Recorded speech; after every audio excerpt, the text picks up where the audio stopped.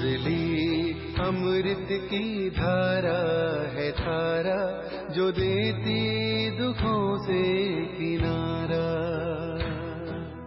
मुरली अमृत की धारा है धारा, जो देती दुखों से किनारा। भूले जीवन में हो जाए शिव बाबा मुरली में समझाए। भूले जीवन में हो जाए शिव बाबा। ओम शांति। आज की तारीख है 27 दिसंबर 2023 के बाबा के साकार महावाक्य।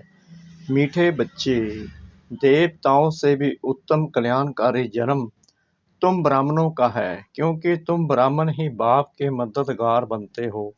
बाबा ने प्रश्न पूछा, अभी तुम बच्चे बाबा को कौन सी मदद करते हो? मददगार बच्चों को बाप क्या प्राइज देते हैं? बाबा ने उत्तर दिया, बाबा प्योटी पीस का राज्य स्थापन कर रहे हैं, हम उन्हें प्योटी की मदद करते हैं। बाबा ने जो यज्ञ रचा है उसकी हम संभाल करते हैं, तो जरूर बाबा हमें प्राइज देगा। संगम पर भी हमें बहुत बड़ी प्राइज मिलती है। हम सृष्टि के आदि मध्य अंत को जानने वाले त्रिकालदर्शी बन जाते हैं और भविष्य में गद्दी नशीन बन जाते हैं। यही प्राइज है। गीत। पितु मात सहायक स्वामी सखा। पितु मातु सहायक स्वामी सखा, तुम भी एक नाथ हमारे हो। पितु मातु सहायक स्वामी। ओम शांति। यह किसकी महिमा है? यह है परम प्रिय परम पिता परमात्मा, जिनका नाम शिव है। उनकी महिमा, उनका ऊंच ते ऊंच नाम भी है, तो ऊंचे ते ऊंचा धाम भी है। परम पिता परम आत्मा का भी अर्थ है सबसे ऊंचे ते ऊंची आत्मा। और किसको भी परम पिता परमात्मा नहीं कहा जाता। उसकी महिमा अपरम अपार है। ऐसे कहते हैं कि इतनी तो महिमा है जो उसका पार नहीं पा सकते। ऋषि मुनि भी ऐसे कहते थे कि उसका पार नहीं पा सकते। वो भी नेति नेति कहते आए हैं। अब बाबा स्वयं आकर अपना परिचय देते हैं। क्यों? बाबा का परिचय तो होना चाहिए ना, तो बच्चों को परिचय मिले कैसे? जब तक वह इस भूमि पर ना आए तब तक और कोई उनका परिचय दे ना सके। कौन ना आए? परमपिता परमात्मा ये संगम पर ही आते हैं अपने बच्चों से मिलने। जब फादर शोज सन, तब सन शोज फादर। बाप समझाते हैं, मेरा भी पाठ नूदा हुआ है, मुझे ही आकर पतितों को पावन करना है। साधु संत भी गाते रहते हैं, पतित पावन सीताराम। आओ, क्योंकि रावण का राज्य है। रावण कोई कम नहीं है। सारी दुनिया को तमो प्रधान पतित किसने बनाया? रावण ने। फिर पावन बनाने वाला समर्थ राम है ना। आधा कल्प राम राज्य है तो आधा कल्प रावण का भी राज्य चलता है। रावण क्या है यह कोई नहीं जानते। वर्ष वर्ष जलाते रहते हैं तो भी रावण का राज्य चलता रहता है। जलता थोड़ी है। मनुष्य कहते हैं परमात्मा समर्थ है, तो रावण को राज्य करने क्यों देते हैं? बाप समझाते हैं, यह नाटक है हार जीत का, हेल और हेवन का। भारत पर ही सारा खेल बना हुआ है। यही बना बनाया ड्रामा है। ऐसे नहीं, परम पिता सर्वशक्तिमान है तो खेल पूरा होने के पहले ही आएगा या आधे में खेल को बंद कर सकता है। बाप कहते हैं, जब सारी दुनिया पतित हो जाती है तब मैं आता हूँ।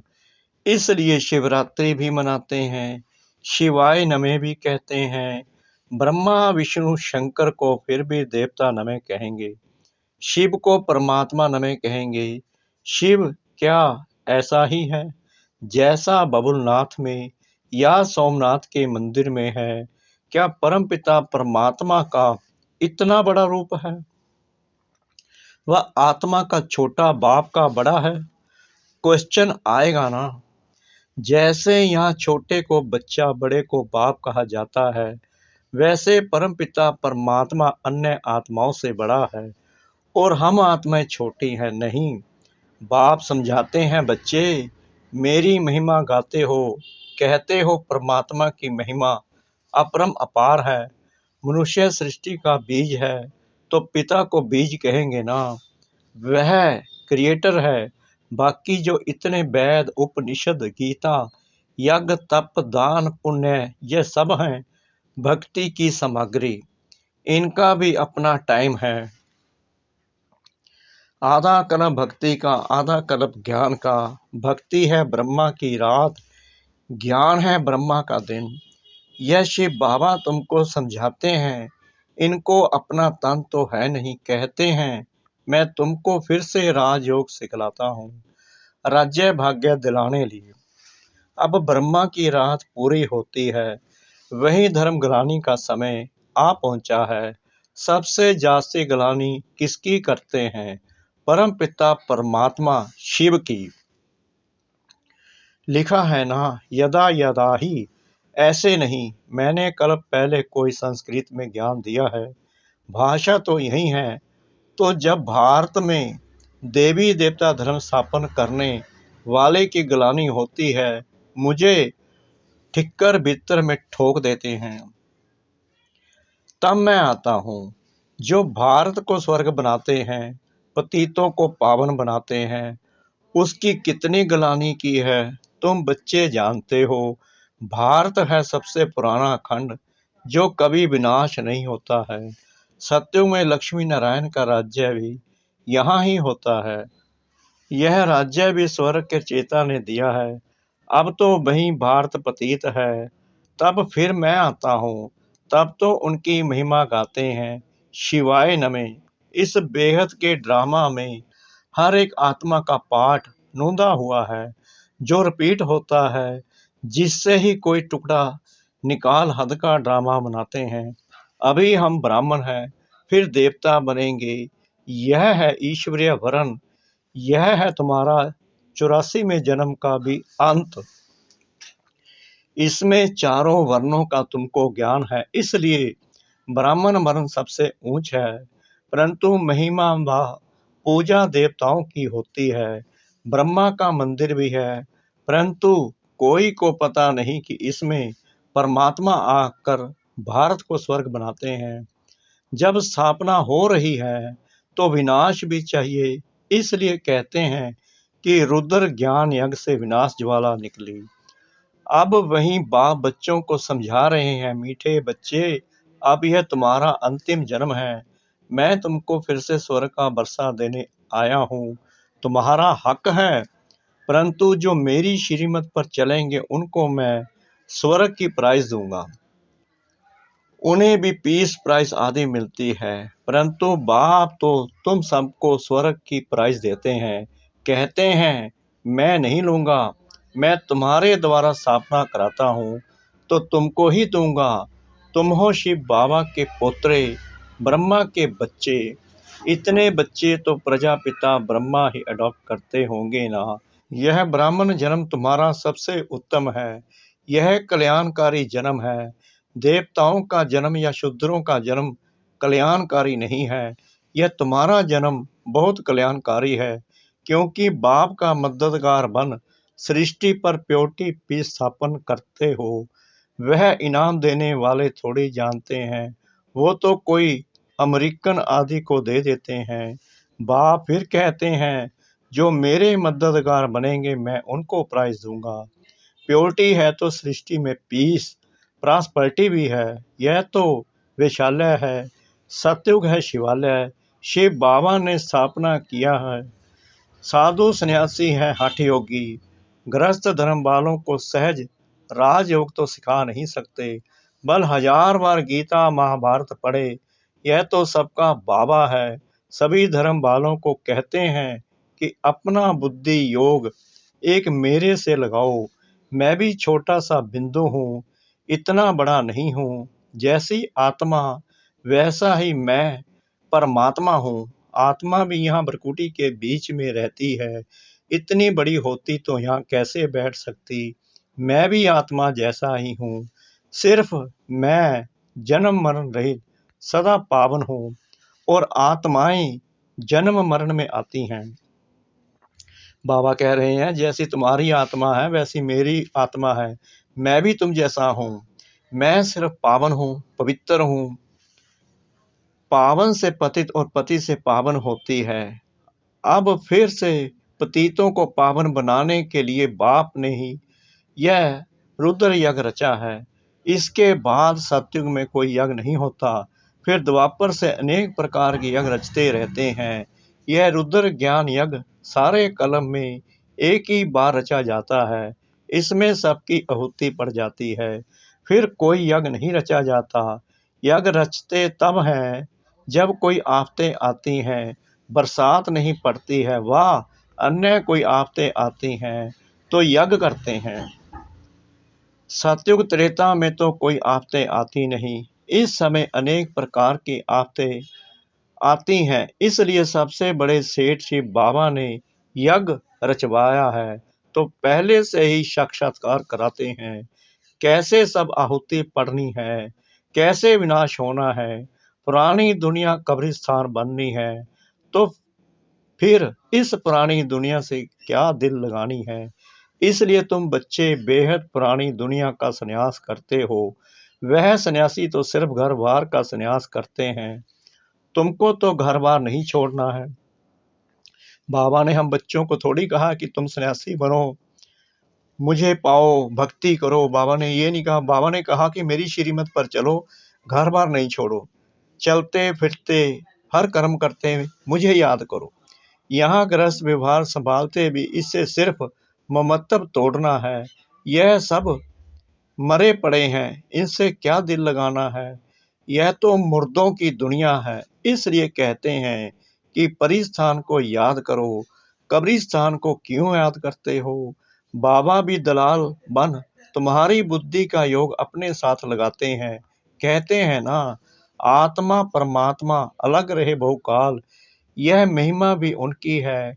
कलयुगी गुरु को पतित पावन कह नहीं सकते, वह सदगति तो कर नहीं सकते।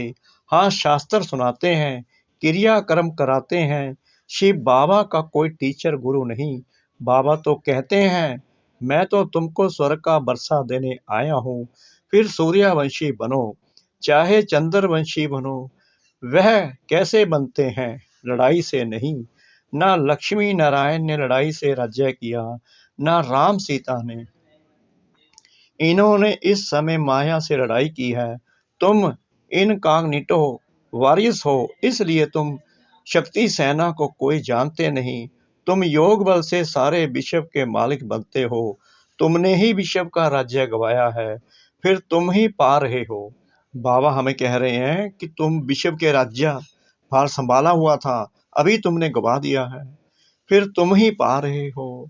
तुमको प्राइज देने वाला बाप है। अब जो बाप के मददगार बनेंगे उनको ही आधा कल्प के लिए पीस प्राप्ति की प्राइज मिलेगी। बाबा कह रहे हैं अब जो बाप के मददगार बनेंगे उनको ही आधा कल्प के लिए पीस प्रॉस्पेरिटी की प्राइज मिलेगी। बाबा मददगार उन्हें कहते हैं जो अशरीरी होकर बाप को याद करते हैं, सब दर्शन चक्कर फिराते हैं, शांति धाम स्वीट होम और स्वीट राजधानी को याद कर पवित्र बनते हैं। कितना सहज है, हम आत्मा भी स्टार है, हमारा बाप परमात्मा भी स्टार है। वह इतना कोई बड़ा नहीं है, परंतु स्टार की पूजा कैसे हो, इसलिए पूजा के लिए इतना बड़ा बना दिया है। पूजा तो पहले बाप की होती है, पीछे दूसरों की होती है। लक्ष्मी नारायण की कितनी पूजा होती है, परंतु उनको ऐसा बनाने वाला कौन। सबका सदगति दाता बाप यानी कि परम पिता परमात्मा शिव, बलिहारी उस एक ही है ना। उनकी जयंती यानी कि बर्थ डायमंड तुल्य है, बाकी सबके व्रत कोड़ी तुल्य हैं। शिवाय नमः, यह उनका यज्ञ है, तुम ब्राह्मणों से रचवाया है। कहते हैं जो मुझे प्योटी पीठ स्थापन करने में मदद करेंगे उनको इतना फल दूंगा।